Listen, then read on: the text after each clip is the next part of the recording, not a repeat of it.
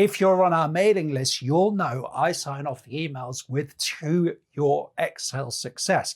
And if you're not on the mailing list, well, why not? I send all of our videos straight to your inbox and you get advance notice of live streams, things like that. If you want to join us, the link's in the video description below. But today I want to talk about why I say "To Your Excel Success." What does it actually mean? Okay, so here's the story. Believe it or not, outside of Excel, I do other things. And one of the things I love doing is drumming. Absolutely love playing the drums, and getting into the zone on the drums is like nothing else. Well, that's not true. It's a little bit like getting into the zone when you're deep in an Excel spreadsheet. And I subscribe to a drumming website, which is called Drumeo. If you like drums, you would have definitely heard of this website. It's run by a guy called Jared Falk, and he signs off his emails with the phrase "To Your Drumming Success." So all I've done really is shamelessly stolen and adapted that phrase to your Excel success. But there's more to this phrase than you might initially appreciate. Well, here's the truth. Nobody actually wants to get better at Excel. Well, not really.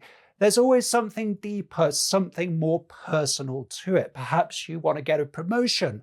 Perhaps you want to get a particular qualification. Perhaps you want to change your job. And then there's the personal side too. Perhaps you've got maths anxiety, like I definitely did. You're trying to heal old wounds from school, prove to yourself and perhaps to people around you too that you can do numbers. And for me, to a significant extent, Excel can help us heal those wounds and progress our career. And this is the idea we're trying to capture in "To Your Excel Success," that deeper transformation. So let me tell you where this idea came from for me. Well, back in 2008, I was working in Tokyo, working for a boutique PR consultancy. We were helping big US, European customers access the Japanese market. I was loving it, felt that I had found my niche, had some good progression opportunities there. Then suddenly, 2008, the financial crisis hit,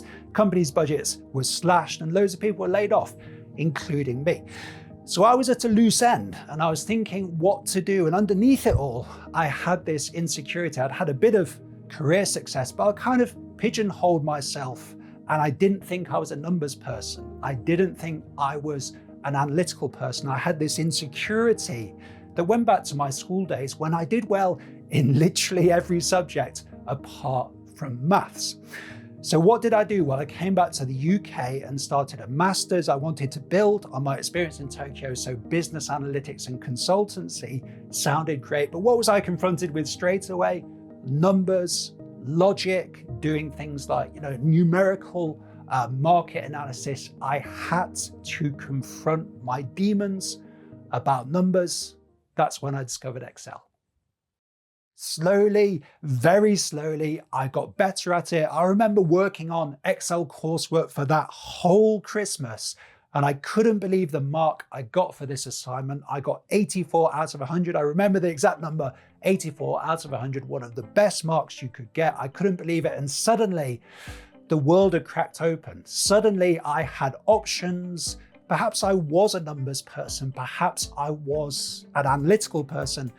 This led to more Excel projects, which led to our consultancy, Target Spreadsheet Solutions, which led to the YouTube channel, everything we're doing and I'm doing now. It's not an exaggeration to say none of this would have happened without Excel, but more importantly, none of this would have happened without figuring out what my Excel success meant to me.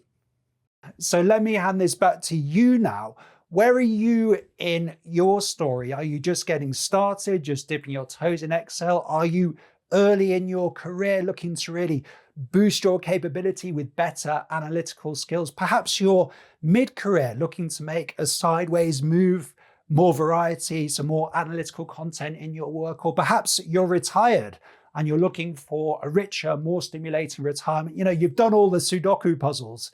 Is there something more interesting? We have people like that in our community. In fact, all of those people are part of our community here on the channel, and each one has their own version of Excel success. So I want you to write it down. What's your Excel success, and specifically, what's your Excel success in the next 12 months? Perhaps you want to do your first freelance Excel consultancy project. Perhaps you want to move into a job where there's more analytical content, where you're using Excel more. Perhaps you just want to have more confidence giving presentations with charts and numbers and things like that. Perhaps you want to create Excel videos on YouTube or somewhere else. Or perhaps you just want to prove to yourself that you can handle numbers, that you are an analytical person.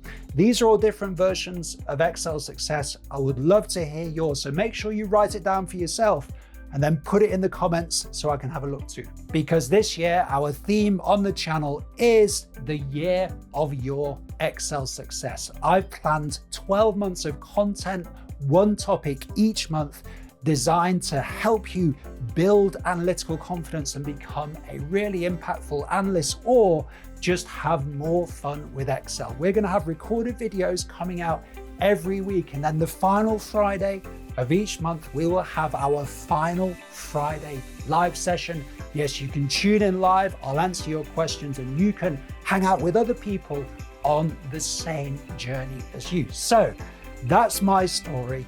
What's your story? What's your Excel success?